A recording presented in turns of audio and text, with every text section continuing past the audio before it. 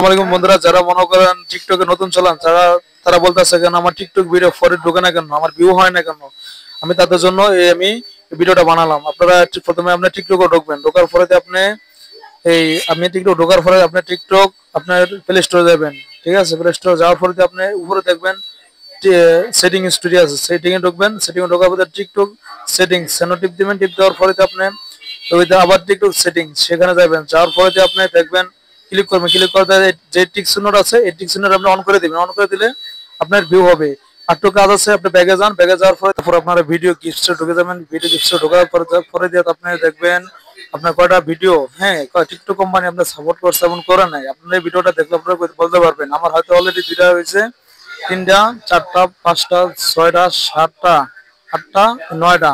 ইয়ারিতে এই 9টা ভিডিও আমার company TikTok company support করে নাই। এই ভিডিওগুলো আপনারা পরবর্তীতে টিকটকে ঢুকিয়ে তারপর ডিলিট করে দিবেন। এই আমার পরবর্তীতে ভিডিও হওয়ার জন্য আমার চ্যানেলে সবসময় থাকবেন আপনারা, আশা করি।